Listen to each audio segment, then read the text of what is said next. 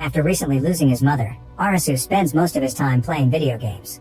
His brother scolds him for not getting a job and missing the interview he specially arranged for him, and his father doesn't want him to cause his brother any trouble. Meanwhile, Karub is kissing the barmaid at the bar he works in. His boss catches him red-handed and punches him a few times for touching his girl. Since he's getting fired anyway, Karub punches him back before leaving. At the same time, Chota has to deal with his mother, who is always asking him for money. The three friends meet to hang out, but they're feeling down and disappointed in life. They wish they could live in a different world. Determined to have fun, Karub lifts Arasu and takes him to the middle of the street so Chota can record them. Now the cars have to dodge them, and no matter how fast the boys run, they still cause an accident. Noticing the cops coming, the trio runs into the subway station and hides in a bathroom stall. Suddenly the power goes out and the boys come out to find the entire station empty. To their shock, the streets are empty as well. The group splits and searches their homes and workplaces, but their families and friends have disappeared too. They also notice their phones aren't working. When night falls, the trio discusses what to do and is interrupted by a big screen turning on to announce the game is about to start. An arrow sends them to the game arena, and they see some lights in the distance. They follow them to the GM building, where they cross a corridor without noticing the lasers on the walls. A sign tells them to take a phone each, and the devices activate with face recognition. There's no signal and a countdown announces the game will start in 2 minutes. At that moment, Shibuki shows up and throws an object at the lasers, revealing that trying to leave will get them hurt. After a high school girl also joins them, the phones announce it's time for the first game. It's called Dead or Alive and its difficulty is 3 of clubs. They must choose the right door to escape the building in 2 minutes. The elevator takes them to another room where there's a door that says live and another one says die. As they discuss what's the right answer, toxic gas begins filling the room to rush them. The high school girl decides to cross the live door, only to be instantly killed by a laser. The others run through the die door right before the time ends and the previous room is filled with flames. In the next room, the same doors and gas are waiting. Karub opens the live door and nothing happens, so they run through it before fire appears again. Then they notice that in each room the time to choose gets shorter. An argument ensues on how to proceed and Karub punches Arasu, which triggers a memory of their arrival. Arasu realizes all the clues were at the entrance and puts all this data together to draw a diagram of the building. Following this drawing, the group goes through a bunch of rooms, always choosing the right door without any issues. However, at the last door, the doors aren't located where they're supposed to be. Arasu hesitates, but thankfully Chota has been recording everything, so he uses the video to fix his math and choose the right door. Everyone runs through it right before the flames come out, but unfortunately Chota's leg catches on fire. The group puts it out and helps Chota walk to escape the building by finding the fire escape. Once outside, the phones announce they won, but they also notice how badly burnt Chota's leg is. On a table they find the 3 of clubs, which activates a 3-day visa on their phones, although they don't understand what that means. At that moment, a bleeding man appears and says he's quitting the game because there's no end to it no matter how many times you win. Then a laser kills him and all the power goes out. This makes them realize the visa tells them how many days they have to live, and if they want more they need to win more games. A bunch of lasers appear all over the city, killing all the people whose visas expired. On top of a tall building, Usagi watches the lights while thinking about her father and how they used to go climbing together. She promises him she'll survive the game. In the morning, Arasu tries to get a car, but none of them will start, and the vegetables he finds are rotten.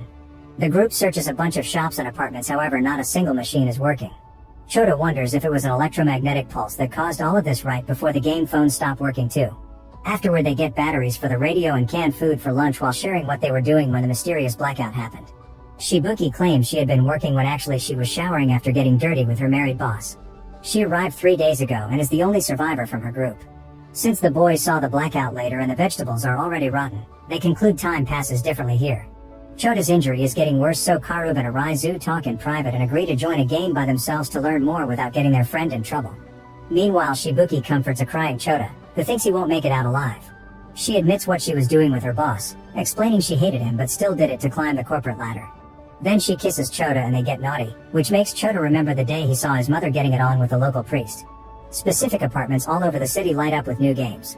Karub and Arasu join the same game as Usagi and everyone gets a new phone.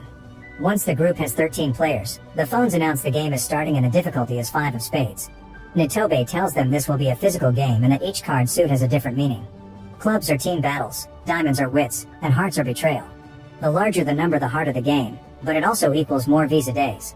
The phones then announce the game will be classic tag. To win, they must find the safe zone in one of the building rooms in 20 minutes. When time's over, a hidden bomb will explode. The group spreads all over the building before a siren confirms the tagger is out.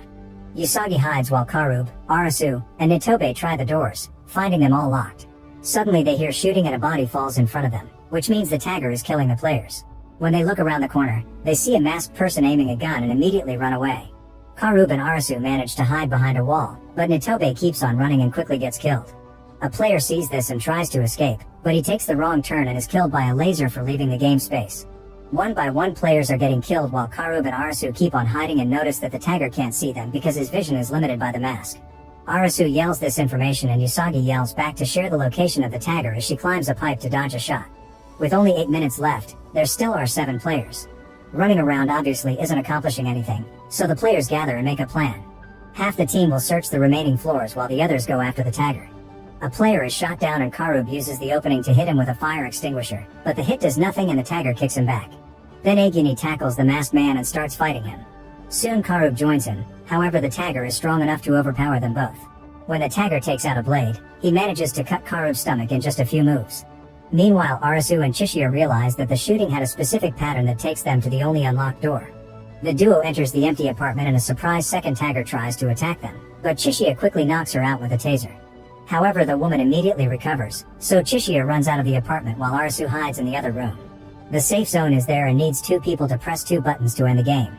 Arasu yells the answer through the window and Usagi heads there while Aguni keeps on fighting the first tagger, getting a scar on his face in the process. Refusing to lose, Aguni begins punching the man over and over until he's finally unconscious for good. The second tagger shoots the door open and Arasu dodges the shots before jumping to fight the woman, trying to make her drop the gun. Chishiya watches it all but doesn't help. Usagi climbs the walls to change floors and enters the safe zone through the window, then Chishiya throws the taser at her and she uses it to knock out the attacker. Then she and Arasu run to press the buttons with just 1 second left. The phones announce the players won and the collars around the taggers explode, instantly killing them. Karub notices that the tagger's phone says game over, so there were random people forced to play too. Then he hears a noise and finds a radio in the pocket of a dead player. The voice on the radio says the answer is in our hands, return to the beach. Chishiya checks the pockets of the dead tagger and finds a strange drawing. In the morning, Karub and Arasu come back and share the message from the radio. They want to go looking for the beach, but since Shibuki's and Chota's visas expire today, first they need to play another game. Arasu can't stop seeing the dead tagger, feeling guilty for her death. Karub goes to the bar he worked at and retrieves the engagement ring he hid there. In the evening, the big screens announce a new game and the group follows the lights to the botanical garden. They find a bunch of tools on a table with a sign that says free to use. There also are 4 phones that tell them to put on special goggles before announcing that the next game is hide and seek and its difficulty is 7 of hearts. One person will be the wolf while the other 3 will be the lambs, who must hide from the wolf. If a lamb is found by the wolf, then that person becomes the next wolf. The game lasts 15 minutes and whoever is the wolf at the end wins while the lambs will be killed by the collars. The game begins and Chota is chosen as the first wolf. He immediately panics and tries to remove the collar, so Arasu stops him because he's afraid breaking the rules will kill him. When Chota looks up at his friend, the wolf is transferred to Arasu. The same happens when he looks at Karub, so Shibuki makes sure to make eye contact with him. Once she has the wolf, she grabs a weapon and runs away to hide. Karub runs after her and when she trips, he jumps on her to fight her and try to make her look at him. Shibuki grabs a rock to hit his wound, however they accidentally make eye contact and he becomes the wolf again. Now he's the one trying to run, so Shibuki grabs him and starts repeatedly hitting his wound with the rock. After Karub manages to kick her off, Arasu shows up and takes the wolf before begging the others to work together. Shibuki refuses and starts chasing after him, but when she's about to attack, Chota tackles her to the ground. Arasu runs again and hides so he can try using the tools to remove the goggles, however he remembers the death of the tagger and stops. Karub is searching for him as he begs him to let him be the wolf, pointing out Arasu became a loser with no future since he dropped out of university. A flashback shows that Arasu's father always insulted him, but Chota and Karub were always there to cheer him up. Sometimes Karub would even make his dates shorter to be with his friends. Crying as he remembers all their time together, Arasu announces that he'll drop out of the game and starts looking for his friends to pass them the wolf, but he can't find them. Chota drags Shibuki into hiding as the main screen reminds everyone that the lambs are supposed to hide. Karub starts talking about their friendship through the goggles and stays hidden as well. Both he and Chota want Arasu to live for them. Arasu keeps on running and finally finds Karub, but it's too late. The time runs out and Chota, Shibuki, and Karub all die when the goggle collars blow up their heads. In the morning, Usagi finds a rabbit in the net she left in the park and kills it to have fresh meat. On her way back, she finds a crestfallen Arasu lying on the street. When she approaches him, he says he'll die too, but she doesn't care and leaves. It's revealed Usagi is hiding in a warehouse with a bunch of survival equipment. After eating her rabbit stew, she goes to the bookstore to get a novel and sees Arasu lying under the rain. A flashback shows that Usagi used to be very close to her father and they went climbing together all the time. One day his father left alone to do a special no-oxygen climb, and the media started to harass the family, accusing them of staging the whole thing. To escape the unwanted attention, the man left on another climbing trip and was never seen again. In the present, Arasu wakes up in Usagi's hideout. She shares her food with him, but he doesn't take it because he feels guilty about his friends' deaths and wants to join them. Usagi shares she used to feel that way too, but since she made the effort to cook for him, he should eat anyway. Arasu takes the food but still doesn't move and plans to let his visa expire. When Usagi mentions he helped her during the tag game and that she wants to return the favor, Arasu finally stands up. In the evening, the duo follows the lights that take them to a bus. Inside, they find 3 players who have been here for a while and do all the games together because they think teamwork helps them win. Arasu notices that Takuma has a wounded leg. The phones announce the beginning of the game with a difficulty of 4 of clubs. It's called distance and they must endure a trial to reach the goal in 2 hours. The screens say distance 0, so they guess they must move, but the bus is out of gas. Takuma asks the group to leave him and an argument ensues, but in the end Takuma convinces them it's for the best. Usagi, Arasu, and the other 2 men start running and the distance counter on their phones goes up. Eventually they find a replenishment station, but Usagi is suspicious of those bottles and shares her own water instead. Then they keep running until they reach a road full of cars. To their shock, a panther is waiting there and starts chasing after them. One of the guys hides under a car while Arasu blocks the panther with a door. Usagi finds a flare and throws it at the animal so she, Arasu, and the other guy can keep running. Unfortunately, the panther jumps on the last guy and begins devouring him. The group soon gets tired and doesn't know if they'll make it. At that moment, Arasu finds a bike on the back of a truck and remembers it's only the electrical circuits that have been destroyed. This bike model works on diesel, so Arasu starts pushing it back to the bus area to hopefully help Takuma. Usagi and the other guy keep running forward, only to discover the road is blocked by a wall. With only 15 minutes left, Arasu arrives at the bus.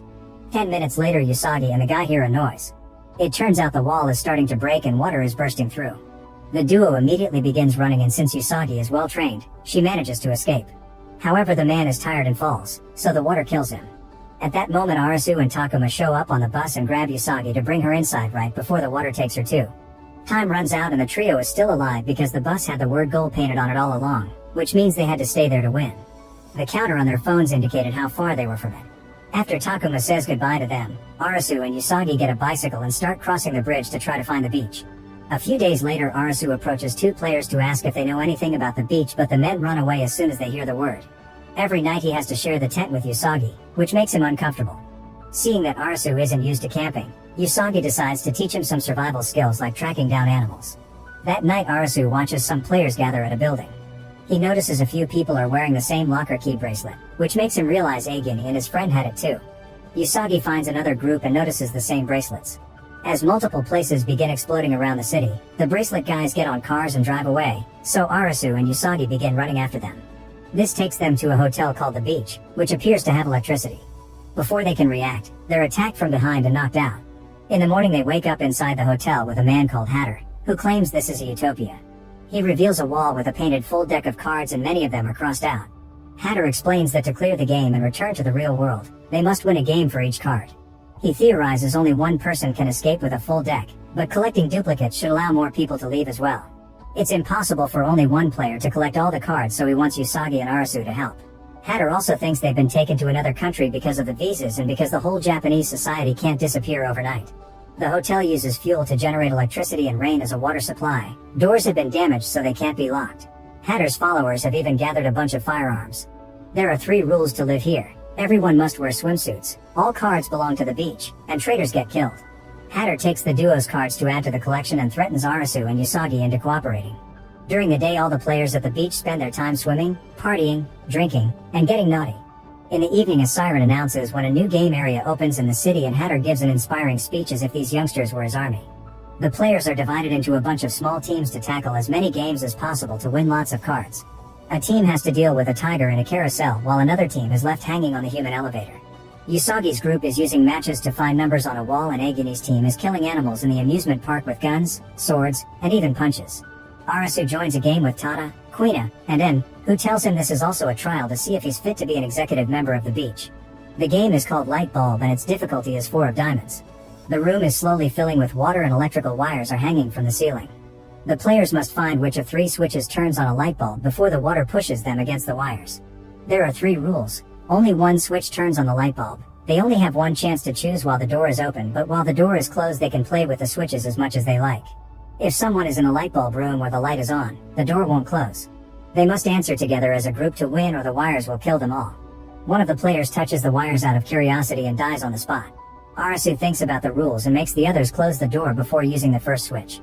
He waits a few minutes before turning the first switch off and opens the door again to try switch 2, but nothing happens. Then he asks Quina to touch the bulb and she says it's hot, which means switch 1 turned it on. They say 1 is the answer and immediately win the game. When Arasu returns to the hotel, he's happy to see Usagi survived her game as well. The party is interrupted by Hatter's militant force led by Aguni, who came to pick Usagi up because Hatter asked for her. Arasu comes to her defense, so Aguni orders his men to break his legs. At that moment Hatter shows up and orders Aguni to forgive Arasu this time since he's a newbie. Afterward Arasu is invited to an executive meeting and he's shocked to discover Chishiya is part of the higher-ups. They add the latest cards to the collection and discover they're only missing the face cards plus the 10 of hearts.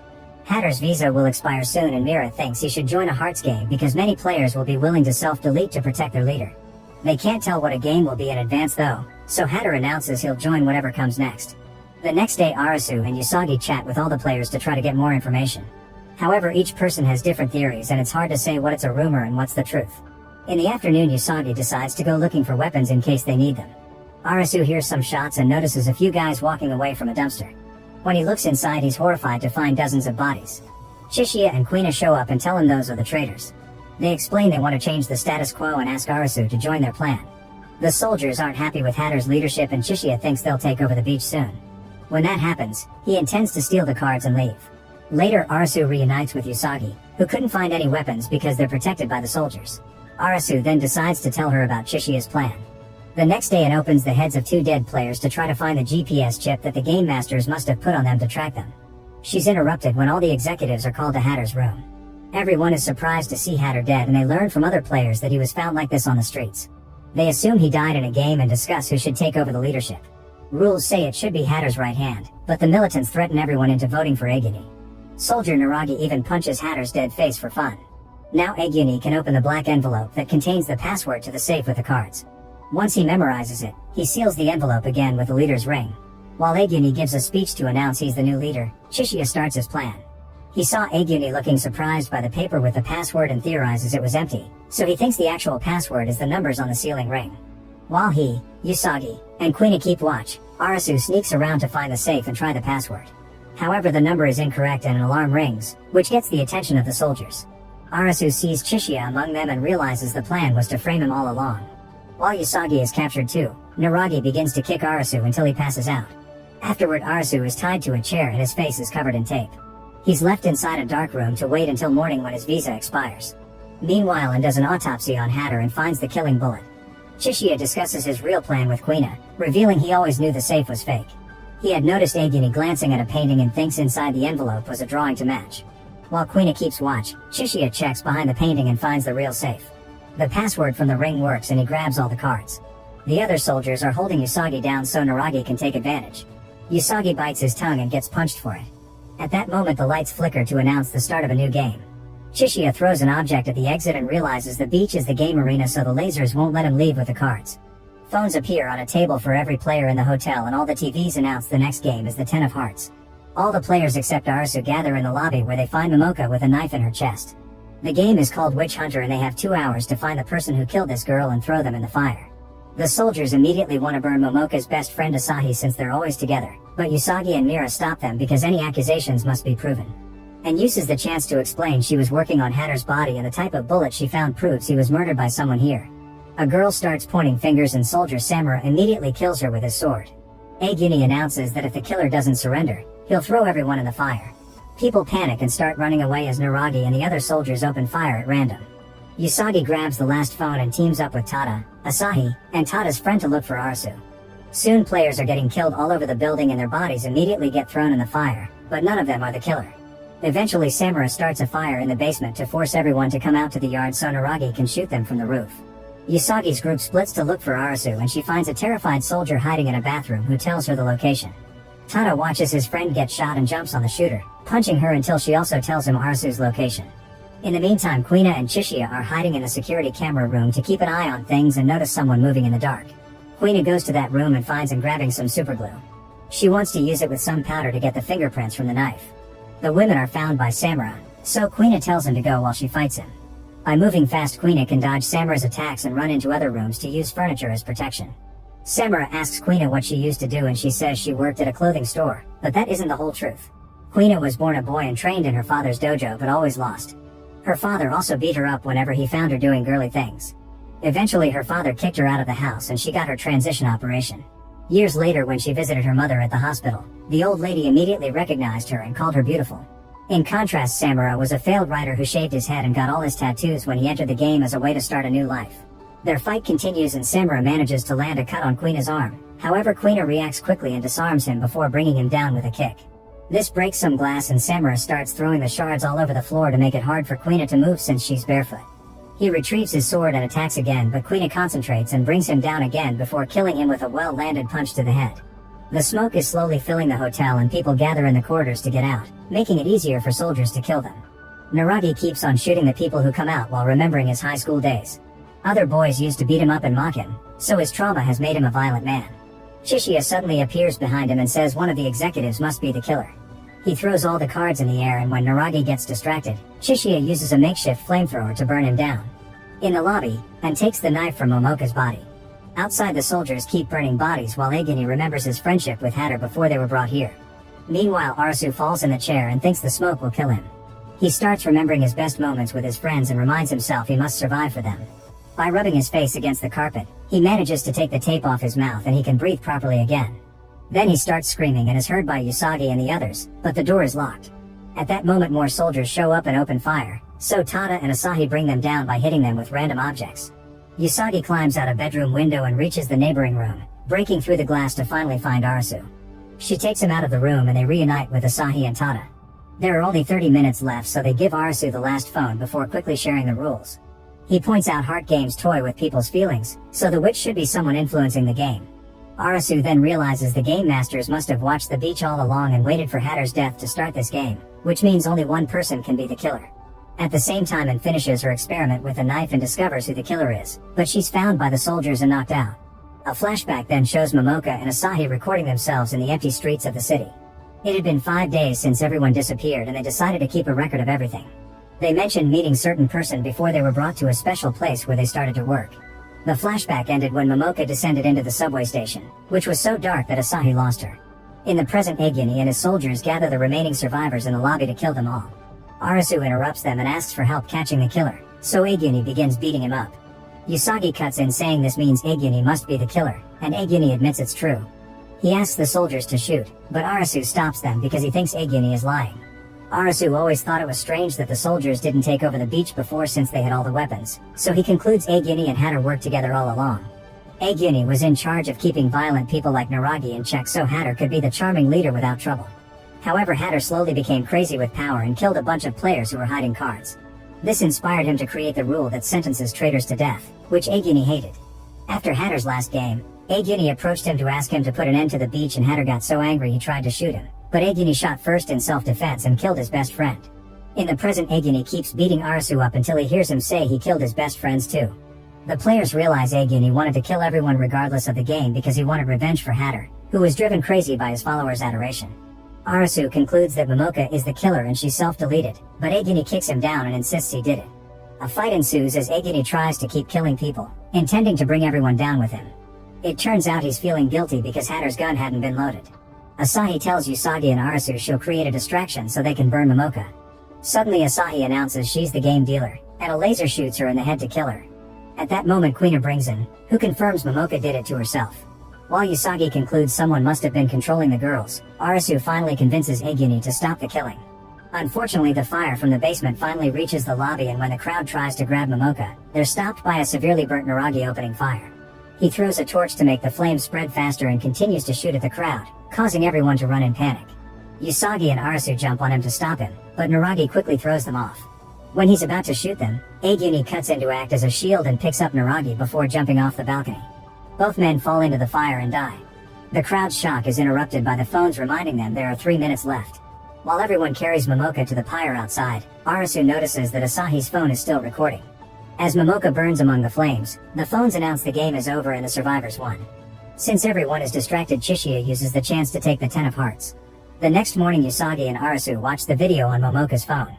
It turns out Momoka and Asahi were dealers, which means they set up games or joined them to act as taggers or disruptors. However, they were monitored just like normal players, and revealing their identities equaled death. In the subway station, a secret door took them to the game lair, which was a very advanced structure. Inside, people were watching the games on big screens while laughing and betting on the winners. Getting people killed gave Momoka and Asahi more days on their visas, but they couldn't take this anymore. Afterward, Usagi and Arasu follow the video to find the secret door in the station. When they find the secret room, they discover every person is already dead. At that moment, Chishiya and Quina come out of the shadows and reveal they found this place after following the drawing from the tagger's pocket, which was a map. However, they didn't kill all the people here and still don't know who the game master is. Judging by the wounds, Chishiya guesses these people were killed after they burned Momoka. Suddenly, the screens are turned on to announce a special broadcast. Mira congratulates them for finding all the number cards and begins playing clips of every game death so far. Then she announces that tomorrow new games will begin to get the face cards. Blimps appear all over the city carrying giant versions of the missing cards. Make sure to subscribe and turn on notifications so you can watch more videos like this. Thanks for watching.